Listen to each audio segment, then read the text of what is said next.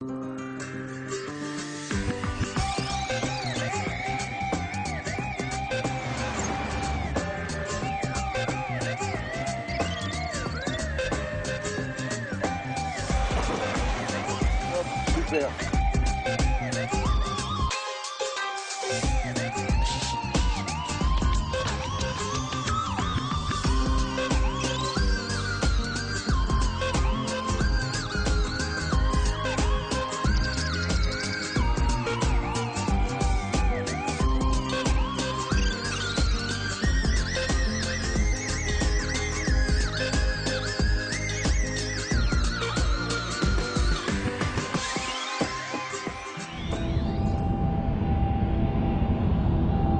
Le soleil ne se lève pas toujours de la même façon sur nos vies et parfois il traîne un peu.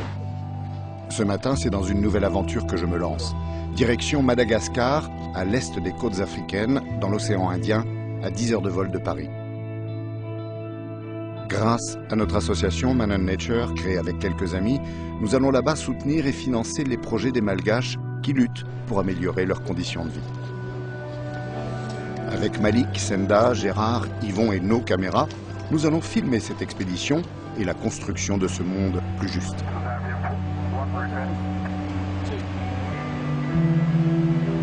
C'est grâce à Madagascar, en allant tourner là-bas, que je me suis rendu compte qu'il y avait une sorte de modèle associatif, un modèle de développement tout en respectant et en renforçant la nature là-bas sur place et en donnant un espoir fabuleux à des populations qui en général sont quand même dans une pauvreté extrême dès qu'elles approchent de la capitale pour aller chercher. Regarde, je te l'ai montré, la photo.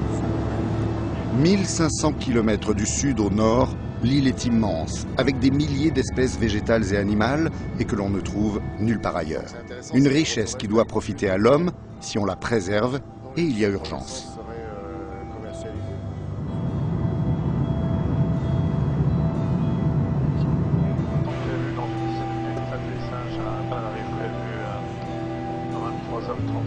Remerciez votre attention, je vous souhaite une agréable fin de vol et une excellente soirée, un excellent séjour à Madagascar.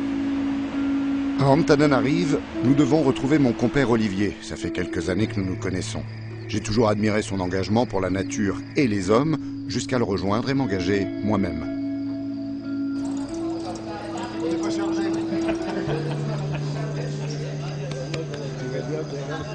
Ouais, impeccable.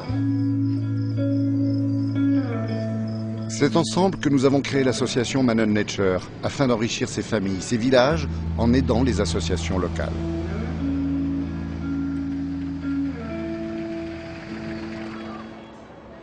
Antananarive, diminutif Tana, la capitale concentre le pouvoir politique et économique du pays. Centre-ville rénové, espaces commerciaux, entreprises, elle a bien changé ces dernières années et se retrouve désormais au cœur d'un bassin d'environ 5 millions d'habitants.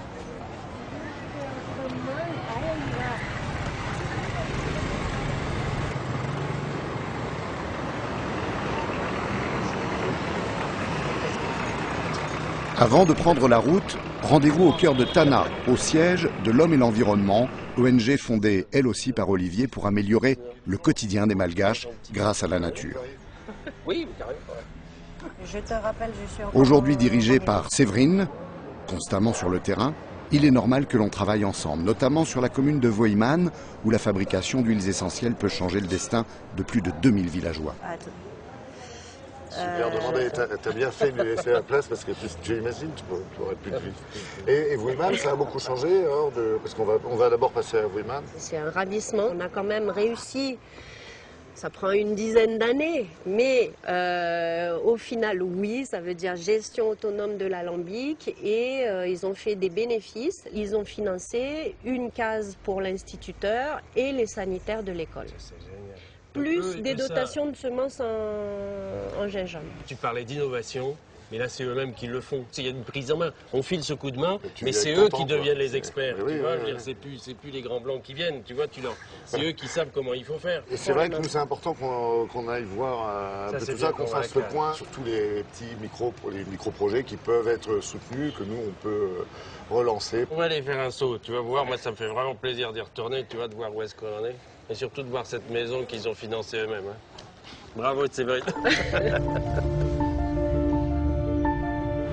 Alors, c'est parti. Direction Voïman, à plus d'une centaine de kilomètres de Tana, vers l'est. Évidemment, on doit se frayer un passage dans les faubourgs surpeuplés. Explosion démographique et exode rural en sont la cause. Et il est bien là notre combat. Faire en sorte que toutes ces familles ne cherchent plus leur avenir aux portes de la capitale, mais là où la nature a tout à leur offrir. À nous et aux associations que nous aidons d'améliorer les conditions de vie sur place. Je vous présente Laz, guide et chauffeur au début, copain et complice au fil des kilomètres.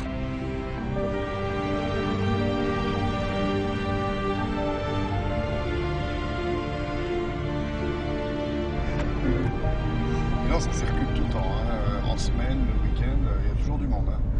Oui, il y a beaucoup de circulation, surtout les camions, parce que cette route, la Nationale 2, relie la capitale au plus grand port du pays. Donc tous les produits d'importation sont transportés en camion de là-bas jusqu'à la capitale. Dis donc, la route elle est plutôt bonne, la Nationale 2, non? On a connu pire. Oui, c'est une des routes les mieux entretenues du pays. De vallée en vallée, la route n'est pas toujours un long chemin tranquille et cette Nationale 2, bien que l'une des plus belles du pays, nous permet de nous préparer aux pistes chaotiques que le voyage nous réserve plus loin. C'est bon, c'est droit.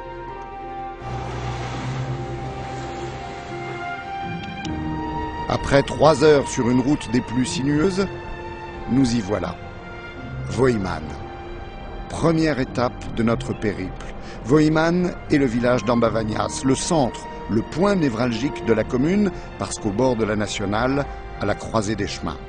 Aujourd'hui, c'est le marché, tout le monde est là, ou presque, car Sabouts et sa femme, que nous devons retrouver, sont à l'écart de toute cette agitation. Sabouts, c'est un peu notre homme sur place. On compte vraiment sur son savoir pour mieux tirer profit des richesses naturelles.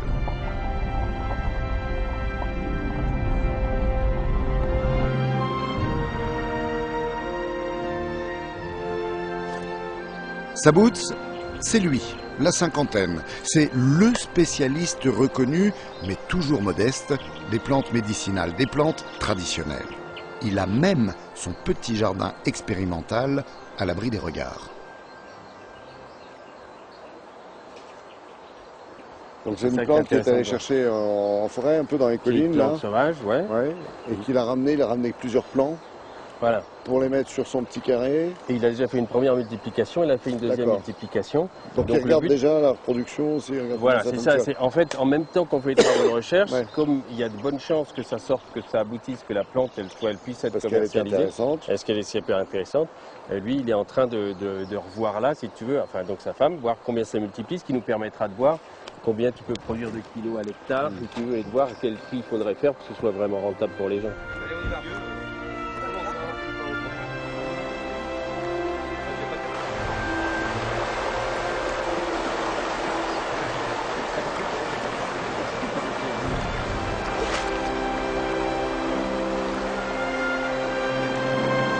Faut savoir ce que j'arrive.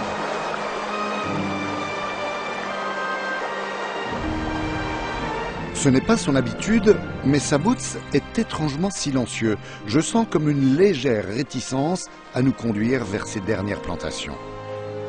Ah, c'est ton jardin. Voilà. C'est le jardin. C'est le jardin Sabouts. Parce que notre ami Sabouts, c'est quand même celui qui détient à peu près tous les secrets, toutes les plantes qu'on connaît et toutes les plantes sauvages. Ouais. C'est ton truc, les plantes sauvages. Ouais. Et là, c'est quoi alors? Les noms? Oui. Je ne connais pas les noms, c'est comme le dicum. Spécialiste des plantes sauvages qui ne connaît pas le nom de cette plante. Non, c'est que tu veux pas me dire. T'as pas le droit. Le dicum. Ah, il dit ses secrets. Bah oui, ouais. Oui, parce que il y a une boîte qui est là-dessus. Tu as les travaux de recherche qui durent, maintenant, ça fait combien? 3 ans? Oui, 3 ans. 3 ans qu'on travaille dessus. Mm. Et ça, c'est des parcelles tests qu'il a fait, tu vois, mais il peut pas. D'accord. C'est bien, il sait qu'il peut pas, il sait qu'il a pas le droit de dire. D'accord. Parce que les travaux de recherche, ça coûte la peau du cul. Et donc ces plantes, elles ne poussaient pas là? Tu as été les chercher un peu plus loin? Oui, plus à 10 km d'ici. À 10 km, oui. Et vous les avez replantées avec ta femme? Vous les avez plantées ici? Oui. Et c'est pour les étudier? Pour les étudier, oui. Ça va plutôt bien? Oui. Qu'est-ce que tu as remarqué? Remarquez, mais chez les feuilles sont plus grandes, et la tige aussi, et les rhizomes. Ah. On peut sortir un rhizome, le tabou, ça?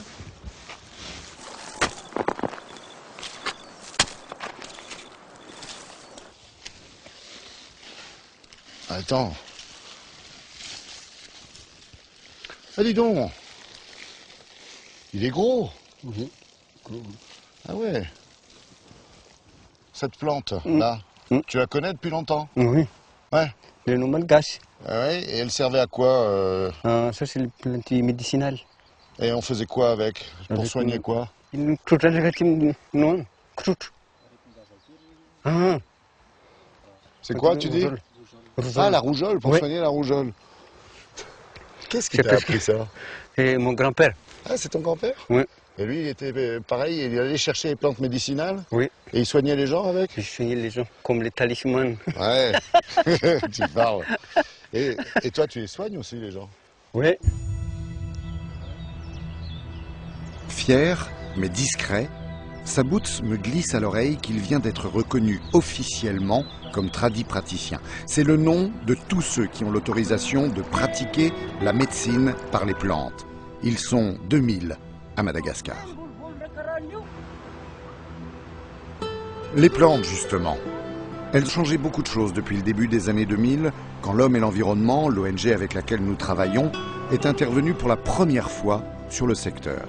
Elle a servi de lien entre les paysans capables de leur fournir cette matière première et l'industrie pharmaceutique ou cosmétique, comme Bayer, Chanel ou encore Yves Rocher. Ce sont ces plantes que Saboots sait où trouver dans la forêt qui font aujourd'hui la richesse des villageois. Pour permettre cette exploitation, Olivier et ses amis ont même créé un laboratoire. Il est situé à quelques kilomètres de là, sur les hauteurs, en lisière de forêt, au plus près de ses ressources naturelles.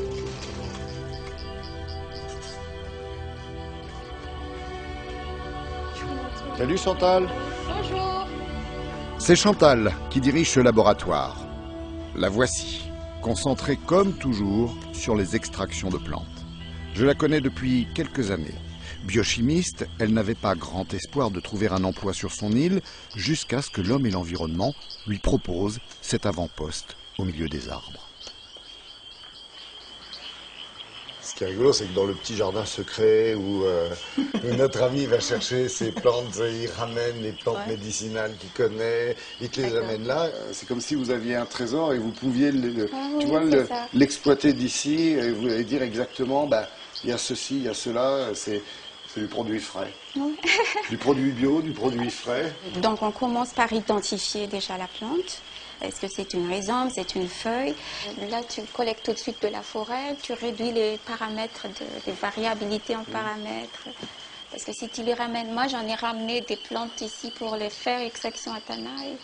Déjà, c'est à quel moment a été collecté? Est-ce qu'il y a quelques pourritures qu'on a déjà vues sur les feuilles? Mais là, tu peux faire tout de suite. C'est l'intérêt d'ici, du site de un laboratoire de la forêt. Ouais. Et depuis le temps que vous êtes là, ça fait quand même un bout de temps ici à Wouiman, dans le village, là au-dessus du village.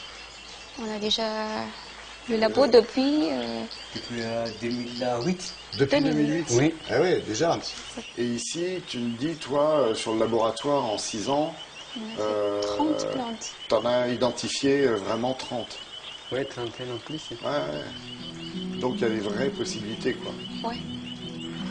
La preuve avec le sarro, un antiviral et antibactérien, ou le gingembre, célèbre calmant. Des plantes étudiées ici et aujourd'hui commercialisées en Europe comme aux États-Unis et directement au bénéfice des villageois.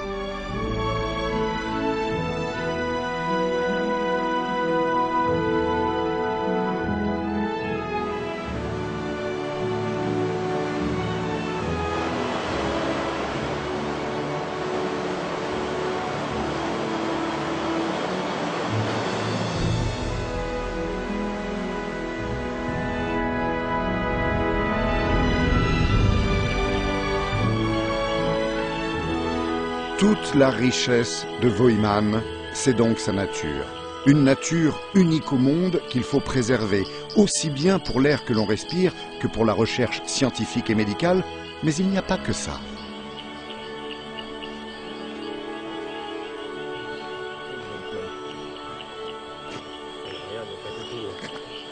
Ah, dis donc.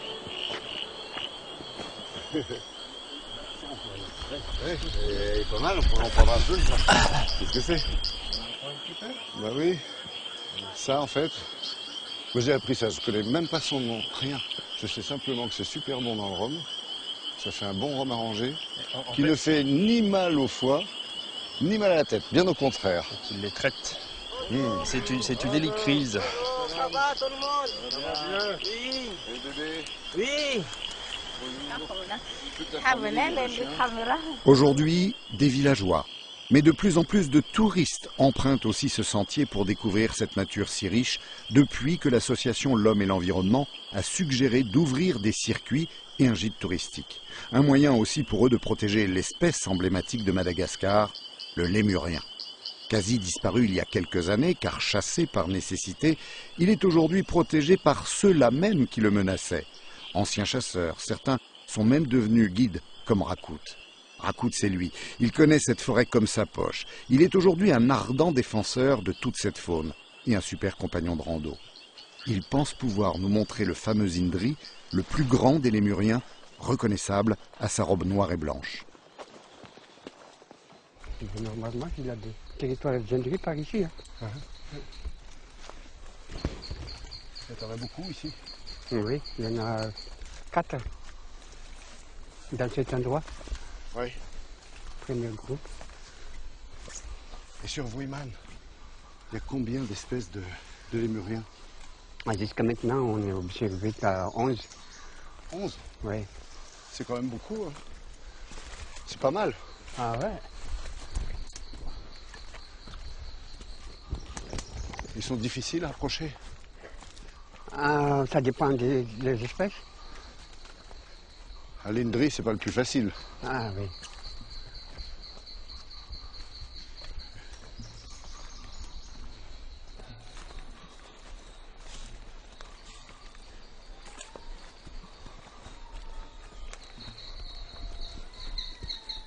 C'est l'Indri là qu'on entend?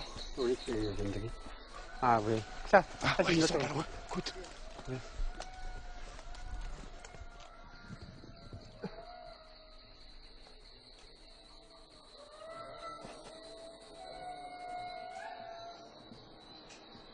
C'est notre groupe.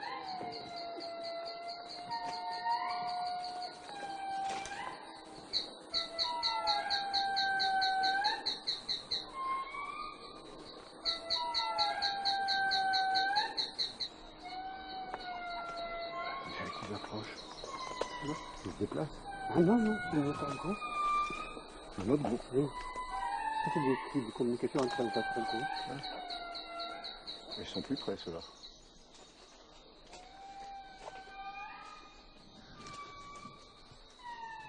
Ceux-là, on va les approcher? Ah non. Non? Non. Pourquoi? Oh, parce que c'est ça, c'est loin. Hein. Encore loin, ça.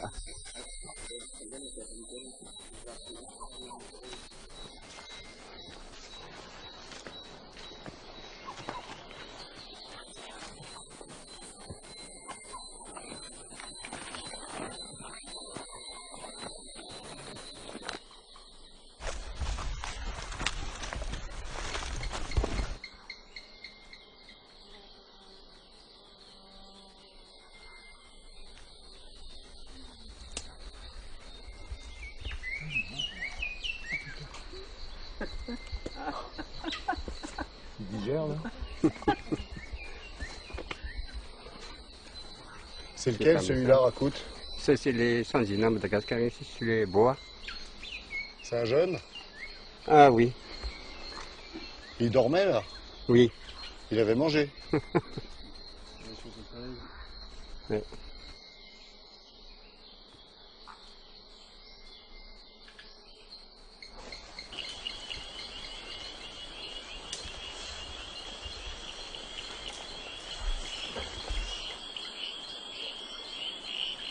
Et ça, Ça, c'est combustible. Ah bon? Ouais, là. Regarde ça. Oui, arrêtez, ça bout. Ça boute? Vous les goûtez? Ouais. C'est un peu acide. Comment tu l'appelles? En malgache, c'est takas, mais je ne connais pas les noms scientifiques. Takas? Takas, oui. C'est un poison violent. Non. Il y en a assez de te ça trimballer partout. Les Lémuriens connaissent? Ils mangent? Non. Je ne sais pas. Qu'est-ce qu'ils mangent en fait dans tes arbres là? Ouais, l'indri. L'indri? Il va manger les feuilles? Les feuilles, les feuilles par exemple, les symphonias ou des ingénieurs. Ouais. Il y a des arbres fruitiers dans cette forêt? Oui. Ça, c'est la belle forêt malgache, celle-là, non? Oui, pour moi, parce que je n'ai pas encore vu les forêts de l'Est ou de l'Ouest ou comme ça. Ouais. Et celle-là, elle est menacée, tu Oui. trouves? Oui. La forêt? Un peu. Parce qu'avant de l'ONG, ça c'est beaucoup de gens qui exploitent la forêt là. Un peu trop, tu veux dire? Oui, c'est trop. Mais en même temps, il faut bien qu'ils mangent aussi, qu'ils se chauffent. Mais peut-être il y en a, mais c'est pas beaucoup comme maintenant.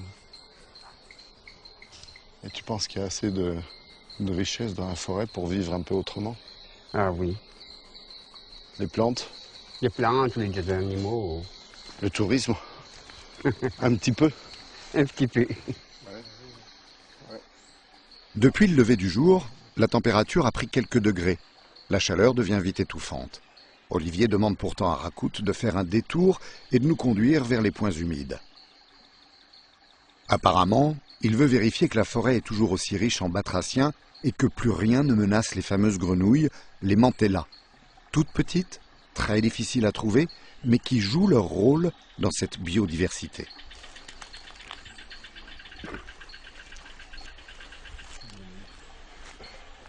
C'est là au monde où il y a plus de grenouilles que tu trouves dans aucun autre pays. T'en as combien ici sur Voïman? Une vingtaine? Allez. Lolo, on est à 57 espèces de grenouilles et peut-être plus encore. Tu as 57 qui ont été répertoriées. Deux fois plus qu'en Europe, quoi. 2 fois plus qu'en Europe. Et l'Europe, c'est 290 000 km². Ici, c'est 6. 6 km². Et 57 grenouilles sur 6. Tu vois, il y a partout des trucs différents. Bon, tu remets ton prince charmant dans la nature? T'as vu les pattes quand même, regarde. Elle veut plus sortir, la petite princesse. Elle va sauter. Important de préserver ces lieux pour leur reproduction. D'ailleurs, plus au sud, sur l'île, on nous a alertés. Un danger menace un de leurs sanctuaires. Nous irons voir cela en partant d'ici, car la recherche médicale nous a alertés. Leur peau est un véritable trésor pour la science. Les molécules contenues peuvent combattre les maladies les plus graves. Après 6 heures de progression dans cette végétation de plus en plus dense, on se demande si Rakout va pouvoir tenir sa promesse et nous offrir ce petit plus, la rencontre avec le fameux Indri, ce lémurien toujours invisible.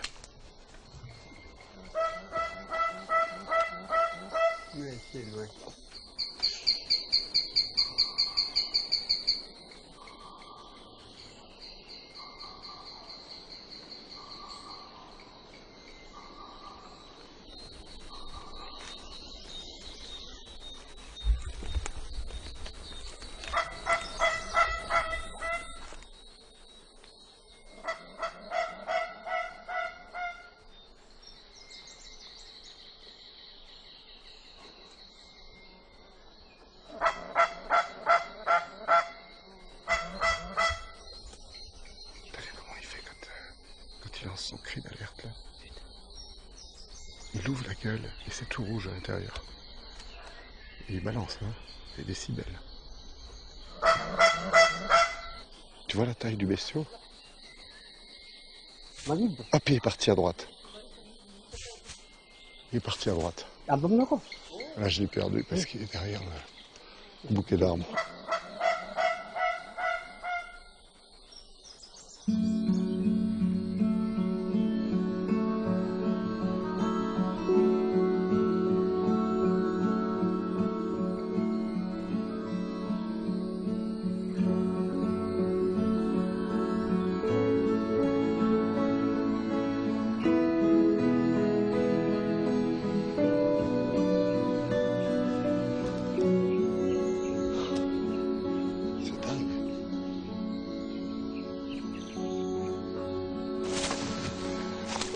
voir un en liberté, ça vaut tous les zoos du monde, plus, mais il n'y en a pas dans les zoos. Il n'y en a pas dans les zoos. Impossible. Impossible de recréer leur régime alimentaire. Ils ont besoin de la diversité de la forêt. Combien de feuilles ils mangent, 160 espèces différentes. C'est pour ça qu'ils ont besoin de vachement grands territoires. Ils sont plus chassés ici, sur le secteur de Wouiman? Non, en fait, pour eux, il y a un côté très sacré chez les lions.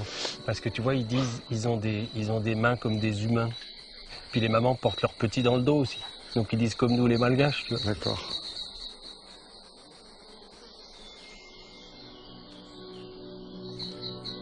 Il aime bien sa forêt, hein, Rakout. Ouais, c'est cool, hein. Si tu mets en valeur les gens, bah, putain, tu leur donnes la possibilité de s'exprimer dans ce qu'ils aiment.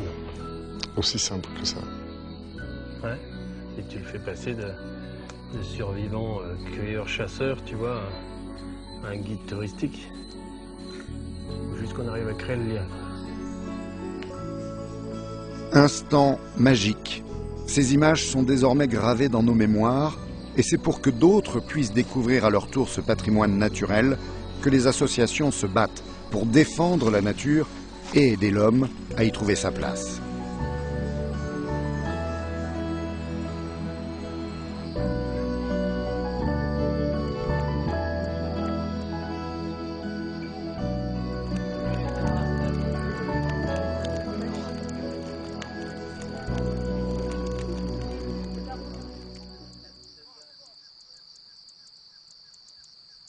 « 7 heures du matin, le village d'Ambavagnas. Ici, l'association L'Homme et l'Environnement a financé 3 distilleries et alambics gérées par une coopérative de 105 adhérents. Pour les 2000 habitants, c'est un bonheur de voir ces installations fonctionner à plein régime. Il est vrai que l'an passé, on y a distillé plusieurs tonnes de gingembre, très prisé en aromatique, autant de bénéfices à se partager.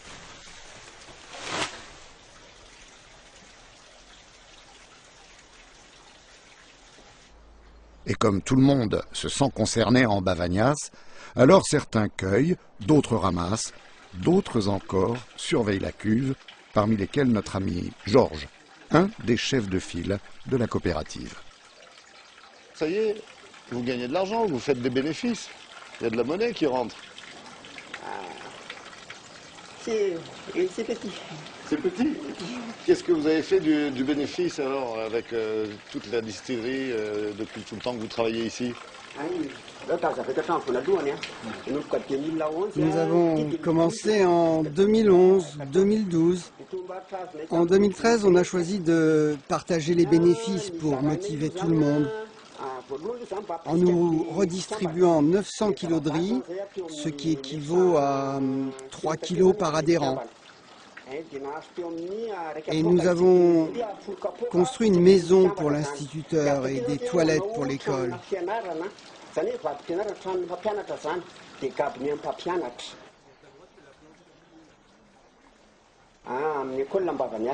Après, en 2014, on a commencé à cultiver du gingembre. Et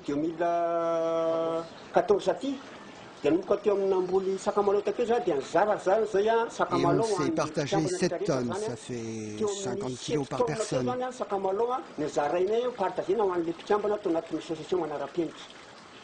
Est-ce que la distillerie, ça a vraiment changé la vie ici pour les habitants du secteur de Wouiman? Oui, du changement, il y en a eu.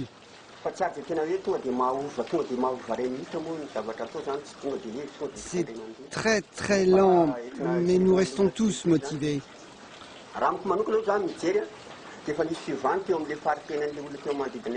Auparavant, on a pu, grâce aux ONG, construire une école, même si cela coûte cher, et avoir aussi de l'eau potable dans les villages.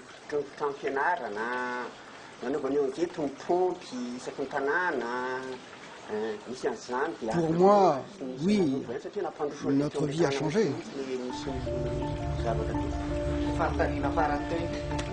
Merci mon ami.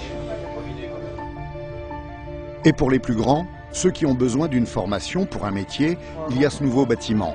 Atelier menuiserie ou charpenterie selon, atelier couture parfois et aussi salle de classe pour apprendre le français. Ils sont 50 garçons et filles et depuis 2 ans, Pascal est leur animateur enseignant. Juste à côté, le docteur Noul dirige depuis 5 ans le cabinet médical et ses salles de soins. Présent 7 jours sur 7, le docteur est tellement apprécié qu'on vient de très loin, d'au-delà des limites de la commune, pour ses consultations. Quel progrès! Travail sérieux, vaccination, prévention, les installations lui permettent de faire du bon boulot, comme il dit. Et puis, le docteur Noul travaille avec une sage-femme. Et vous savez où? Eh bien, juste à côté de la Maison des Femmes, où l'on réapprend l'artisanat qui se vend de mieux en mieux, où jeunes et anciennes se retrouvent, discutent de choses et d'autres, bien sûr, de la maison, du commerce et du planning familial. Pari gagné donc pour l'association L'Homme et l'Environnement et pour Voïman, une commune désormais équipée pour un meilleur avenir.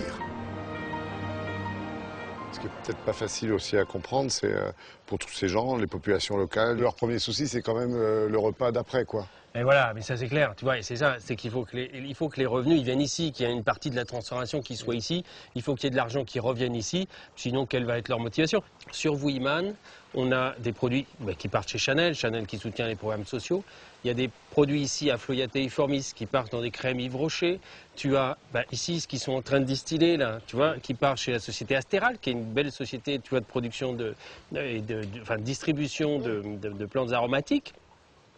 Tu as Théane Cosmétique qui a aussi une plante ici et tu as 3 plantes ici qui partent dans l'industrie pharmaceutique, qui font des soins. Cette demande pour les plantes, elle vient aussi d'un vrai intérêt biologique. Un, pour trouver des nouvelles formules, je veux dire des nouvelles molécules qui sont dans les plantes. Et maintenant, tu vois, sur les cancers, il y en a plein qui se développent parce qu'on vit plus vieux, on vit mieux, tu vois. Je veux dire, donc il faut qu'on vive bien jusqu'à la fin, c'est ça le but. Mais en chimie, tu te rends compte des limites. Tu ne peux plus multiplier, tu vois, les cellules en chimie et tu as des milliards de molécules dans la nature. Les plus grandes explorations aujourd'hui, c'est dans les plantes et dans les espèces animales. C'est ça, tu vois, à Madagascar, tu as à peu près 2000 plantes médicinales. Ici, sur le site, il y a... 300, je crois. Ouais, voilà. 300, ici, 350. Ouais. Voilà, 350, ils disent ça bout. Ouais, ça bout. Donc si tu dis que tu as 350 plantes, ici, il y en a 3 qui ont été vraiment étudiées. Et ces 3-là, tu vois, elles ont fait des produits qui sont sur le marché international.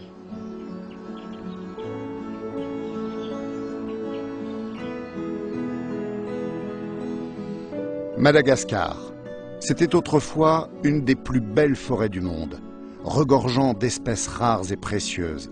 Ces arbres ont été coupés sans relâche au nom d'un commerce florissant. Et des pans entiers de cette forêt ont également disparu victimes du trafic illégal. L'appât du gain pour les uns, question de survie pour les autres, parmi lesquels des paysans qui pratiquent le fameux brûlis, technique ancestrale qui consiste à brûler pour cultiver ensuite, libérer des parcelles et enrichir le sol. Pour y mettre fin, une seule solution, changer les habitudes, certes, mais proposer aussi d'autres ressources, car il n'y avait jusqu'à présent que ce mode agricole pour nourrir les familles, et ce, depuis des siècles. Là, toutes ces collines, on a vu beaucoup de feux quand même. Hein. Oui, c'est un peu la saison pendant laquelle les gens font des feux de brousse. Pour des gens qui ne vivent pas ce que les gens ici vivent, ça peut leur paraître vraiment un crime de faire ça. Mais pour les locaux, qu'est-ce qu'ils peuvent faire? Ils doivent bien nourrir leurs enfants. Mais de deux aussi, la population se multiplie. Et la source principale d'énergie pour faire cuire les repas, c'est le charbon de bois. Et une des raisons pour lesquelles on brûle aussi, c'est pour défricher, et après on coupe pour récupérer le bois pour faire le charbon de bois. Donc pour toi, c'est pas un crime? Pour moi, je comprends les gens. Je les comprends s'ils font ça parce que ils doivent bien nourrir leurs enfants. Les kilomètres défilent à nouveau. Nous restons sur la partie orientale de l'île pour rejoindre la région d'Antsirab, à 300 km au sud de la capitale. Des rizières. Elles donnent ces jolies couleurs au paysage que l'on traverse. Pas de machine ici, tout à la main. C'est encore ce riz qui nourrit Madagascar, même si le pays n'est plus le premier exportateur qu'il fut jadis et pendant si longtemps. Le monde entier est aujourd'hui sensible à la pauvreté malgache, à la misère que les sourires dissimulent à peine. Quelques associations font désormais un travail remarquable, et avec Olivier, on a décidé de travailler avec l'une d'entre elles, Cœur de Forêt, qui a un programme de plantation et de reforestation.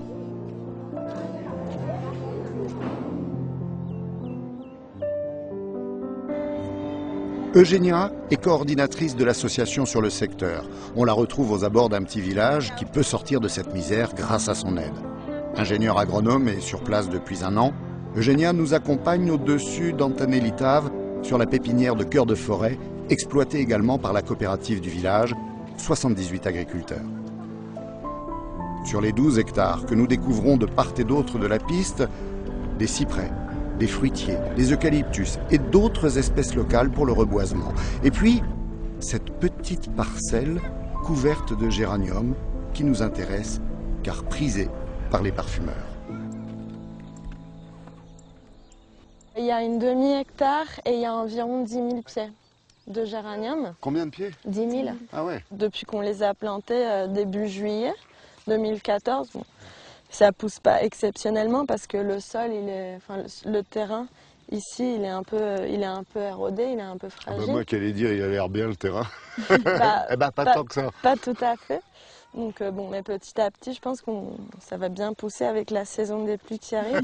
Notre modèle, c'est vraiment le développement rural, donc via la reforestation qu'on couple avec des activités génératrices de revenus. Dans ce cas-là, les plantes aromatiques.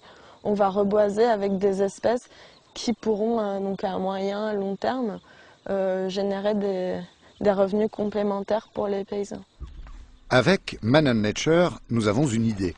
Utiliser l'expertise et les compétences de Cœur de Forêt pour protéger un site exceptionnel à quelques heures d'ici et impliquer les paysans avec peut-être ces fameuses cultures de géranium, ce qui leur rapporterait des revenus très intéressants. Un véhicule s'ajoute au convoi car nous avons décidé d'offrir là-bas des arbres fruitiers. 740 plants au total, des orangers, des mandariniers. Les paysans que nous allons voir en ont besoin. Je monte à bord de la camionnette pour la livraison, encore chaotique. Et voulez-vous que je vous dise, tout ça c'est pour sauver une espèce de grenouille. Une toute petite grenouille, mais pas n'importe laquelle. La grenouille arlequin. Avant de vous en parler et d'aller la voir, petit détour car tout un village nous attend impatiemment, nous et nos arbres. Et je vous l'ai déjà dit, ce n'est pas un long trajet tranquille.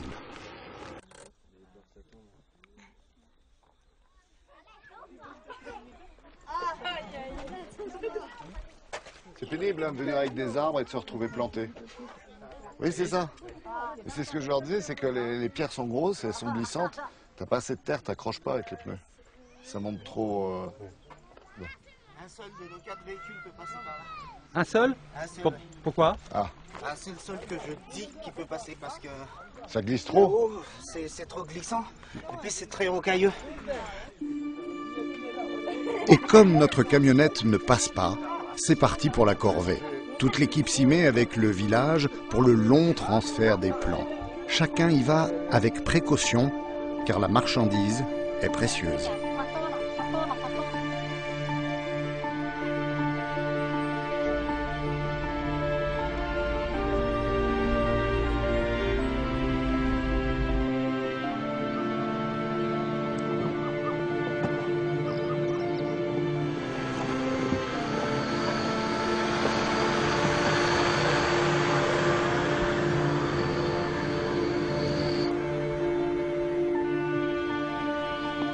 De l'autre côté de la colline, incroyable, des dizaines de familles se sont rassemblées, prévenues on ne sait comment pour nous accueillir.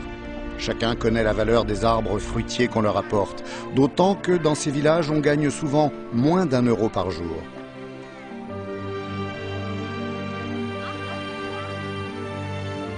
Et c'est une femme qui vient au-devant de nous, une des responsables de la communauté villageoise qui s'implique pour l'environnement et le bien-être des familles alentours.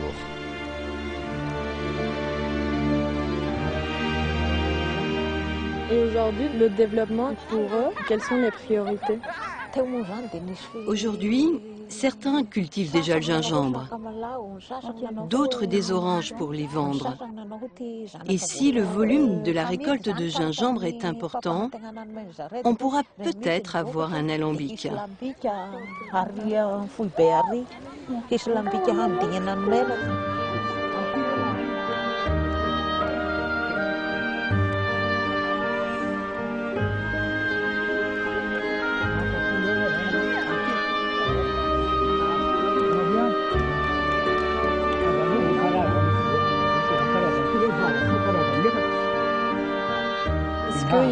pratiquent ce brûlis dans cette zone à conserver. Oui, il y en a. Mais dans les zones protégées, dès qu'il y a un départ de feu, on nous prévient et on va l'éteindre. Les grenouilles sont importantes. Elles peuvent rapporter beaucoup d'argent si on les exporte. Vous savez pourquoi les grenouilles coûtent cher? Non, on ne sait pas. Cette grenouille a en fait une grande valeur. D'abord pour les chercheurs qui convoitent ces fameuses molécules.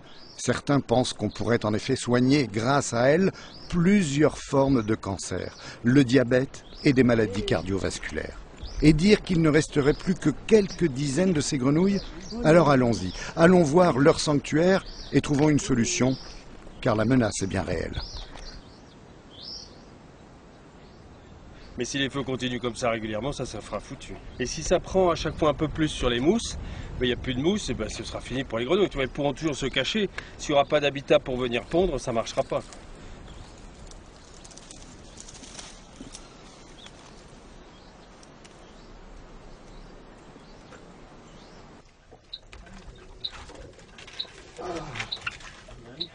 Ouais.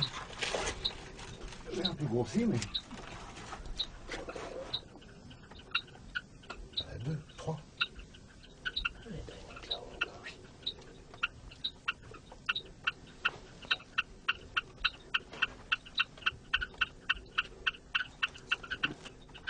Et comment est-ce qu'on a trouvé ce sanctuaire? Parce que ce sont des grenouilles endémiques, elles n'existent nulle part ailleurs au monde. S'il y a un autre site? Non, nulle part ailleurs. Ça, c'est le dernier endroit où tu peux les trouver. Mais le vrai dernier endroit, tout petit, tu vois. Et heureusement qu'il y a ces grosses là où elles se protègent. Ah non, nulle part d'autre. Et comment on les a trouvés? Écoute, quand moi je suis venu à Madagascar en 1987, je m'intéressais aux grenouilles. Et là, j'ai vu qu'il y avait un truc qui se passait, c'est qu'il y avait des exportations de ces petites grenouilles-là pour les amateurs, tu vois, en terrariophilie, comme tu as dit. Donc elles étaient connues et on connaissait déjà. Alors, le pire, mon vieux, c'est que c'était les commerçants qui les connaissaient avant les scientifiques. Il y a certaines grenouilles qui ont été découvertes par des mecs qui faisaient du business, tu vois, et après pour les mettre dans les aquariums, quoi. Pour les mettre dans les aquariums.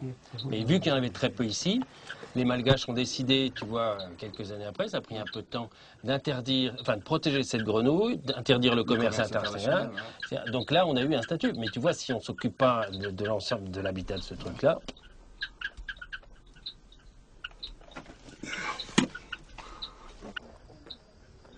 Comment ils se reproduisent ici? Parce qu'en fait, tout le problème est là, du sanctuaire. C'est la reproduction de ces petites bébêtes. Elles se reproduisent en extérieur, c'est super chouette. Elles vivent dans ces caves. Là, elles se protègent du soleil. Dans la journée, elles vont ressortir pour se retrouver pour s'accoupler. Ouais. Mais en fait, tu vois, là, il y a de l'eau. Elles s'accouplent, elles pondent les œufs à l'extérieur. Tu vois, si elles pondent les œufs à l'air libre, et le tétard, il va éclore dans l'œuf. Et c'est calculé pour que ce soit au début, juste avant la saison des pluies.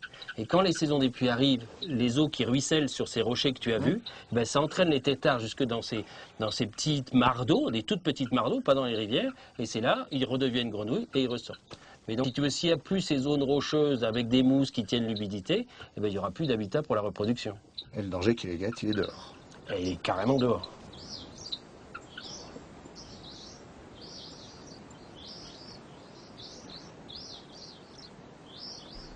Regarde ça. Tu l'entends? C'est qu'il y en a par là aussi. C'est pas extra, ça? Oh. Ouais, quand je les vois, c'est tellement géant, tu vois, ces petits bestiaux. T'as vu ça un peu, le truc? Ouais. C'est juste fantastique, tu vois, c'est des créations de merveilles. Ouais, parce que c'est vrai qu'autour, c'est la menace permanente, en fait. Tu vois, si les paysans, on les aide pas à faire cette fameuse barrière anti-feu, bah, il y a encore 3-4 feux, les mousses continuent à brûler. Et celles qui arrivent à se protéger là-dedans, elles n'arriveront plus à avoir des petits après. Faire en sorte qu'ils trouvent un intérêt à protéger cet endroit. C'est le dernier endroit où ils restent. Hein. Puis les paysans, t'as vu comment ils sont riches? Donc c'est rien du tout de leur filer un coup de main. On fait? Bien sûr. La solution est évidente. Pour sauver le sanctuaire des grenouilles, il faut l'entourer de plantations qui seront elles-mêmes protégées par un pare-feu. Et les villageois, en surveillant la zone, élimineront les risques d'incendie. Tu as vu la configuration du terrain? vrai qu'on est sur des sols qui sont pas terribles. Mais tu regardes, tu prends ton temps avec les paysans, tu vois, et tu regardes ce qui pourrait pousser. Si tu penses que géranium, c'est pas trop approprié, c'est pas la peine d'aller dans des trucs qui marchent pas. Hein. Tu prends ton temps. Si on peut faire du gingembre, si ça colle, tu regardes, tu nous dis ce que tu penses, quoi. On compte sur toi. Hein. Si les villageois sont d'accord, ils peuvent gagner plus d'argent que jamais et sauver une espèce d'utilité scientifique, mais menacée d'une disparition certaine. Cela vous dirait de leur donner un coup de main? Il y a urgence.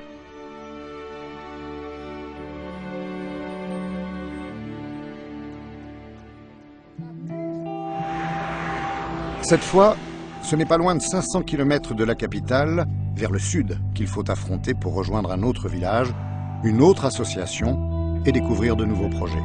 Affronter, c'est bien le mot, car la Nationale 7 est parsemée de nids de poules, ponctuée d'effondrements, sans parler des innombrables virages en zone de montagne.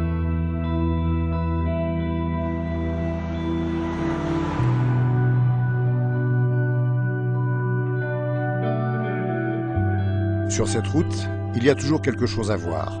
Tout nous raconte l'histoire de l'île et le quotidien des habitants. Le village où nous allons est de l'autre côté du parc de Ranomafan, en lisière de cette aire forestière protégée où l'on a retrouvé il y a quelques années, tenez-vous bien, une espèce de lémurien que l'on croyait totalement et définitivement disparu.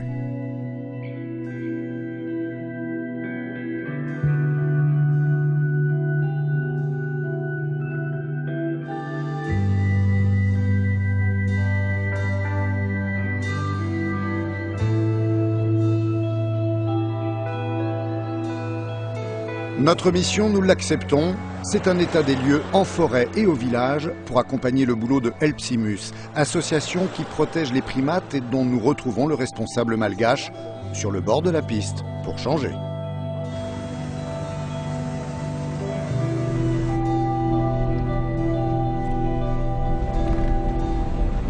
Parce qu'il y a un parking, un endroit où on laisse les voitures, juste après ou avant la rivière, je ne sais plus.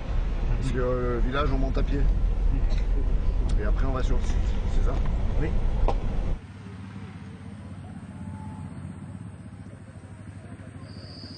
Le voici, notre homme, Nar, 36 ans. C'est lui le coordinateur de l'association, un biologiste tout-terrain, originaire d'Antananarive. Pour la petite histoire, son père biologiste lui-même lui a transmis le virus, cette passion dévorante pour la nature. Et si Nari a pris ses bottes, c'est non seulement pour s'enfoncer sans risque dans la forêt, mais aussi pour franchir la rivière. Manon Nature, notre association, a financé un pont qui sera bientôt construit après la saison des pluies.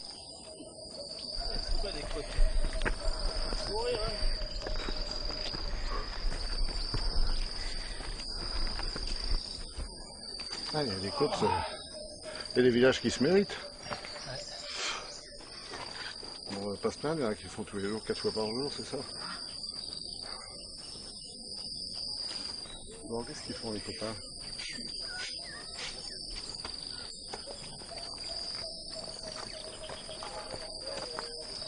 Voyage arrive, perché au-dessus de la rivière.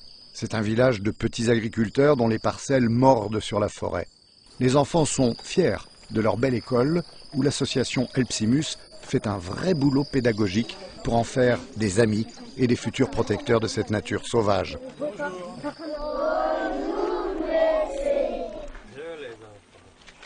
Bonjour. Il y a combien d'enfants? Une centaine? 100.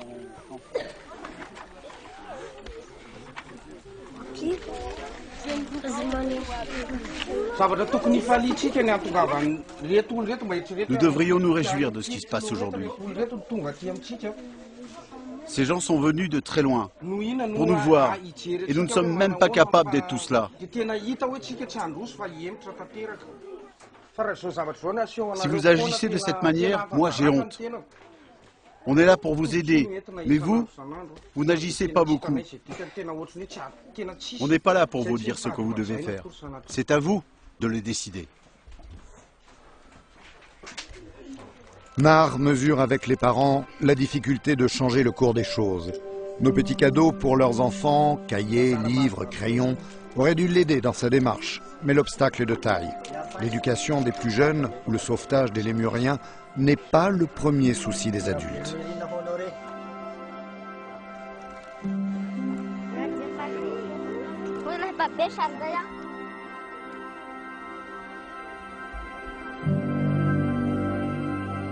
C'est pas facile pour Marc, parce que quand il parle de l'éducation des enfants, quand il dit, vous voyez, ils viennent avec des cahiers, des crayons, etc. Le père comme la mère, il se dit, et c'est légitime, pourquoi il donne de l'argent pour ça? Moi, le gamin, il n'aura pas besoin, sa vie est ici au village. Ils ont du mal à les motiver, hein, tu dis. Ouais, c'est vrai que... C'est clair, quand tu vois pas d'avenir, tu vois, qu'est-ce qu'ils ont fait les autres, tu vois, ils sont toujours là, t'as pas d'éducation secondaire, de toute façon, à quoi ça sert d'aller plus tard, tu vois. Effectivement, une fois que tu sais compter... À peine 1 kilomètre du village, il suffit de s'écarter du chemin pour s'enfoncer dans une forêt particulièrement dense et qui regorge d'énormes bambous. Le lémurien que l'on veut protéger s'en nourrit tant et si bien qu'on l'appelle lémurien bambou. Et il est là, justement, à table et en famille. Quelle chance!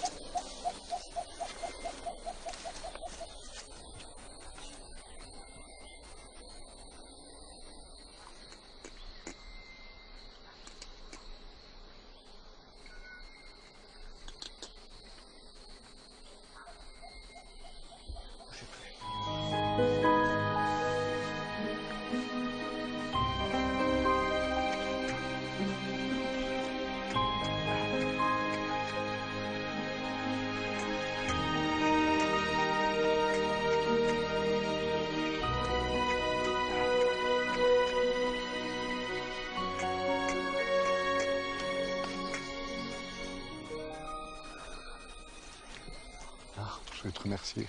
C'est un beau cadeau. Je viens de voir une maman avec le bébé et c'est émouvant, quoi.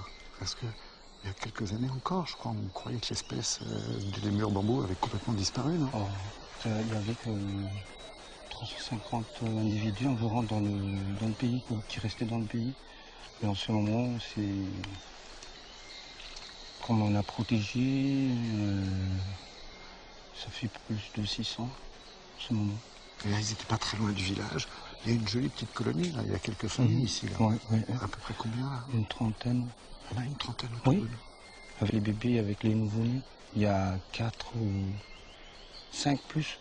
Et tu te souviens de quand est-ce qu'on a redécouvert ce lémurien? C'est en 2008. En 2008? Ouais. C'est tout récent. Ah ben c'est pour ça notre présence ici, quoi. C'est pour la conservation. Et Alpsinus a tout de suite compris qu'il y avait un truc à faire, là. Oui. Et alors, le mode d'action, c'est quoi? C'est déjà la protection, continuer à augmenter le nombre de populations. Les hommes représentaient un danger pour le lémurien bambou? Avant, mais pendant qu'on a fait la sensibilisation avec les villageois, ils disaient que c'est tabou pour eux de tuer. Mais entre l'homme et les animaux, il y a toujours un conflit, quoi. Ouais.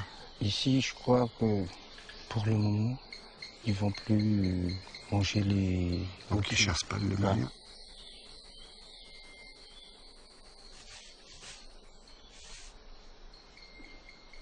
Regardez là, la maman, avec son bébé. Ah oui. Il a quel âge à peu près? Un mois et demi. C'est tout récent, le bébé. C'est cette année. Elle n'a pas peur des hommes? Puisque c'est pour ça le suivi. Donc, Le fait que Helpsimus vienne souvent sur le terrain. Les guides, nos guides, ils viennent tous les jours pour les suivre.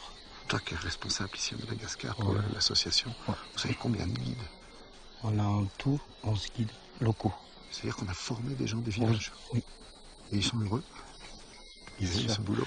C'est déjà une action de Helpsimus. On a donné du travail au lieu de traîner ou faire une contrepartie de l'environnement. Et en revanche, grâce à eux, il y a aussi ce côté proximité avec la population agricole et de pouvoir leur dire non, faites pas de brûler, ne brûlez pas la forêt n'importe comment. Ouais, ça. C'est dur ça. C'est dur puisque c'est déjà pour eux c'est déjà une tradition. On les empêche pas, mais on leur dit d'essayer de diminuer un petit peu le système, quoi. C'est pour ça qu'on est venu t'aider avec Men on Nature. Merci à Men on Nature. Moi, je suis content de voir ça, de voir que la population de ces lémuriens arrive à se développer, à croître en toute tranquillité, sans être embêté par l'homme, finalement. Mais il faut compenser. Moi, je vois qu'ici, il y a de l'espace pour faire des cultures. Des cultures, il y a même des plantes, comment ça s'appelle? Les haricots? Non, je pensais aux plantes qui avec ces grandes feuilles là comme ça là. Lunguza? Oui, c'est ça, les lungouzes. Ça intéresse l'industrie le cosmétique parce qu'on peut faire une huile végétale. Je crois qu'il y a une grande marque française qui est intéressée pour avoir des kilos. Et ça, il y en a partout ici. On pourrait le récolter. Il y a le café qui pourrait pousser aussi peut-être. Et le gingembre, non? C'est un terrain approprié pour le gingembre? C'est approprié, oui, mais les gens, ils veulent bien, mais le débouché après, c'est ça c'est leur problème. Et nous, on aide.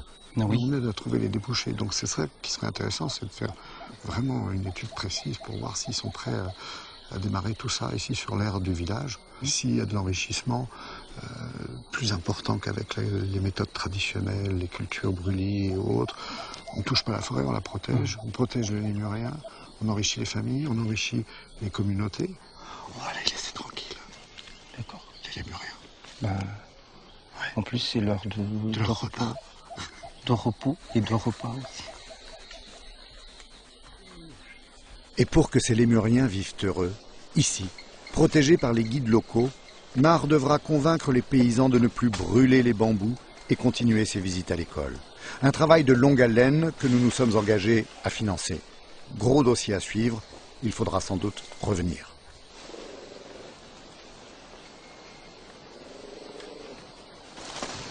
C'est un beau moment quand même. C'est génial, hein? Ouais, je pensais pas qu'on en verrait tant. Et puis tu as vu les bébés aussi, hein? Ouais, tout petit, tout mignon. Et tu vois, quand on parle avec Mar, qui dirige bien, je trouve, Helpsimus ici. Hein. Chouette, hein. Il faut vraiment l'épauler. Et j'ai l'impression que notre boulot, c'est vraiment avec les villageois et dans le village, non? On n'a pas le choix, t'as vu comment ils sont, tu vois, tu peux pas t'occuper, aussi géniaux soient ces animaux. Tu vois, je veux dire que tu ne t'occupes pas des gens, ça marche pas. Et puis tu as vu, c'est pas simple. Hein. C'est un bras de fer parce qu'il est contre une partie de la population qui ne veut pas changer ses habitudes, qui ne comprend pas que la planète demain doit offrir autre chose aussi à ses enfants. Ouais, mais tu sais, ils n'ont pas eu de vision, ils ne voient pas l'avenir, ils vivent au jour le jour parce qu'il faut bouffer. Tu vois, ils ont souvent ici ce qu'on appelle les périodes de soudure. C'est-à-dire qu'en fait, leur production riz suffit même pas en général à faire toute l'année. Donc il y a plein de choses vachement compliquées à gérer. Et tu as raison. Quand tu es en démocratie, tu es content quand c'est 50% de la population qui t'a élu, quoi, schématiquement. Oui. Donc ici, il faut prendre le temps. Hein. Je travaillais ici, dans cette région, c'est dur. Et il y a peut-être certaines cultures, effectivement, qui peuvent leur offrir des revenus nettement supérieurs et enrichir la communauté. Et leur offrir les infrastructures qu'ils n'ont pas dans ce village. Ils sont isolés, ils sont complètement isolés. Ouais. Il faut qu'on apporte des belles ressources et puis qu'on voit qu'est-ce qui serait le mieux à faire.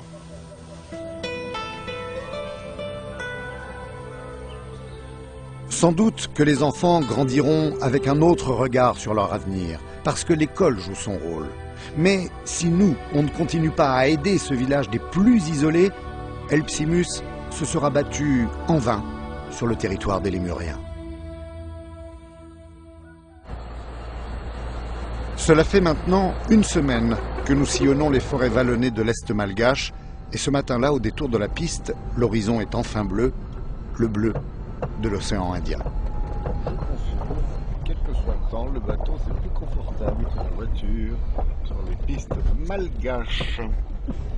Devant nous, les derniers kilomètres sur un sol sablonneux cette fois.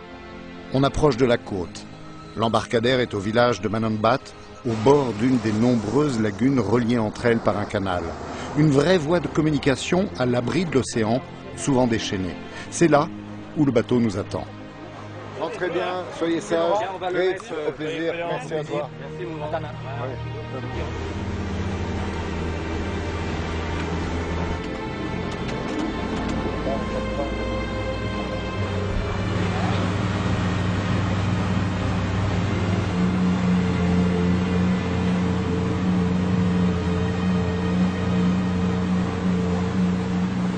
Une heure de navigation pour rejoindre Voïboul, un des nombreux villages de pêcheurs situés sur les dunes, entre le canal et la mer, un site qui s'ouvre peu à peu au tourisme.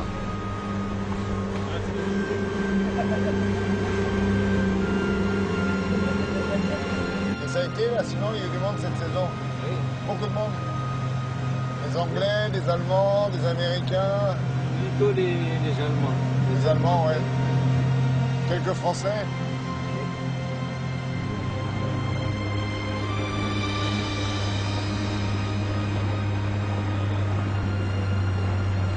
Là-bas, l'association L'Homme et l'Environnement avait construit une véritable base pour la reforestation du littoral et la fabrication d'huiles essentielles.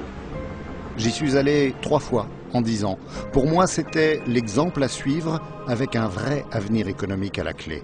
Mais le cyclone Giovanna est passé par là en 2012 et nous venons voir comment relancer le développement.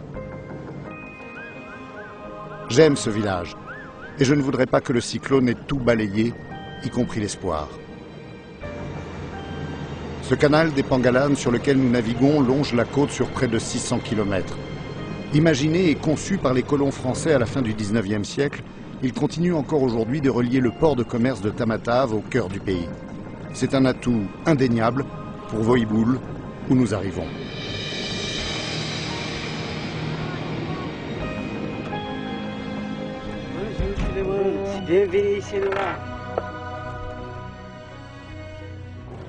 À peine accosté, le matériel est immédiatement débarqué par l'équipe.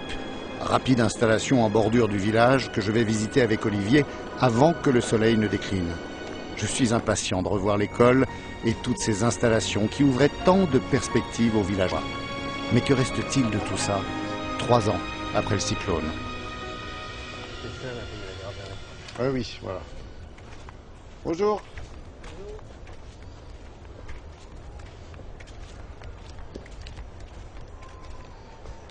Ici, il y avait le château d'eau. Oui. Et là, il restait de pied des... Oh. C'était les attaches du château d'eau? De la maison, ouais. De la maison, ouais. Là, ici. là, ouais. Putain, rasé. Ah, ils ont bien fait, hein. Ah ouais, dis donc, elle est toute belle maintenant. Et tout a été explosé. C'était par terre, hein. Bah, c'était tout en bois. Ouais. Je me souviens quand on était rentrés, il y avait combien de gamins? 150. Plein, ouais. Ouais. Bonjour monsieur. Vous travaillez? Bonjour. Laurent. Et il y a combien d'enfants là? En tout, c'est 112. 112, ouais, t'es pas loin. Mais vous êtes combien d'instituteurs? Vous êtes tout seul? Avec 3 instituteurs. 3 instituteurs. Ah, c'est mieux. Lors de mon dernier passage en 2009, nous avions pris quelques photos de la cantine scolaire que nous avions aidé à démarrer. Mais cet instant de bonheur n'est plus qu'un souvenir. La cantine n'a pu rouvrir, faute de moyens. C'est grave parce que les parents ils donnent pas à manger? Oui, ils donnent à manger, mais ça ne suffit pas. Ça suffit pas? Ouais. Est-ce que ça pose des problèmes au niveau des enfants? Oui, parce que en plein temps, surtout à partir de 11h, ils baignent. Ils baillent. Ah ouais, ils sont trop fatigués, ils n'ont plus de force. Ouais. C'est ce qu'on dit. Rien dans le ventre, rien entre les oreilles. Bon, on va se revoir. Vous préparez bien les cours? Ouais. Bon courage. Bon travail. Ouais, et puis parce que, souviens-toi, c'était un tel bonheur. Un tel bonheur quand on m'a dit, ouais, ça y est, à la cantine, les gamins vont encore bouffer. Ouais. Ouais, parce qu'ils ont, sinon, ils ont du riz, machin, puis ça suffit pas. Mais il y avait des installations, là. C'est toujours, sauf que l'alambic, tout ça a giclé totalement. Totalement détruit, 100%.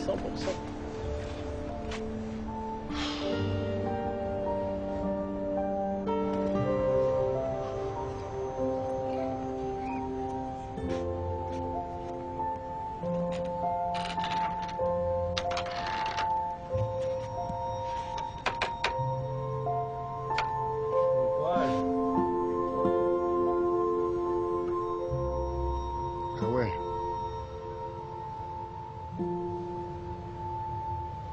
Alors que l'inox, tu vois, tout est encore bon. Hein. Ça fout les boules, hein. Ah ouais. Voilà. Oh là là là là. Tu vois, il faut avoir du courage hein, pour pas te décourager juste. Hein. Tout recommencer. Regarde les alambics qui restent.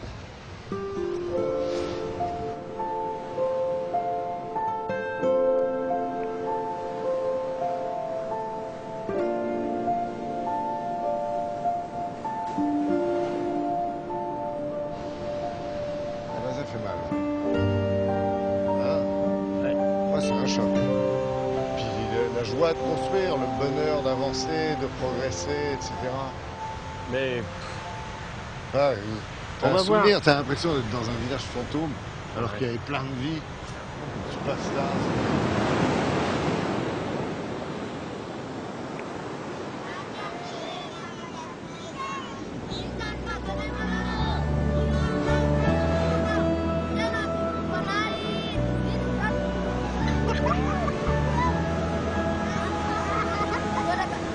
Il faudrait du temps pour tout redémarrer ici, pour l'avenir de ces enfants.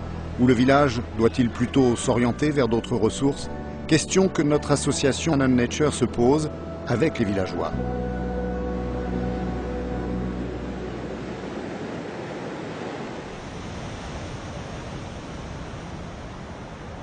L'océan ici est décidément dangereux.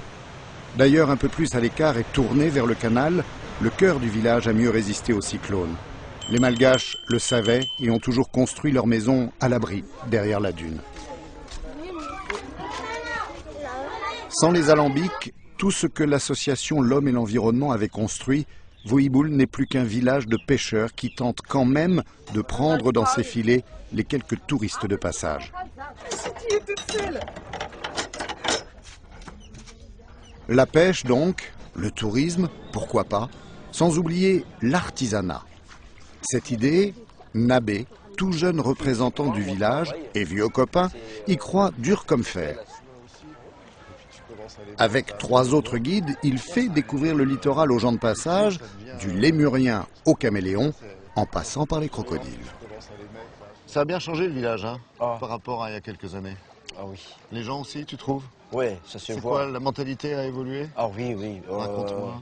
Ils ont accepté de travailler ensemble pour la revenu du village. Ouais. On travaille avec les pêcheurs, il y a les femmes artisanales, les instituteurs. Et avant, le village était un peu sale par rapport au plastique. Et là, c'est mon premier but. Village sans plastique. Propre. Et là, ça commence. Parce qu'à chaque samedi, on fait un nettoyage village, ramasse des plastiques. Petit à petit, il faut qu'on ouvre les yeux pour notre village. Parce que c'est vrai que quand les touristes viennent sur le canal des Pangalades, ils sont un peu plus au sud. Et forcément, vous êtes un peu le premier village ici à les accueillir. Donc ça peut être sympa. Et c'est ça le projet, en fait, c'est d'avoir des ressources en sachant accueillir les touristes. Là, on pensait d'accueillir les gens un peu plus là-bas, au fond du village. C'est là qu'on a fait construire une case associative. Et on a mis tous les produits locaux dedans. et leur raconter toutes les activités locales. Et après, on passe sur l'avenue principale du village, de voir la vie des gens,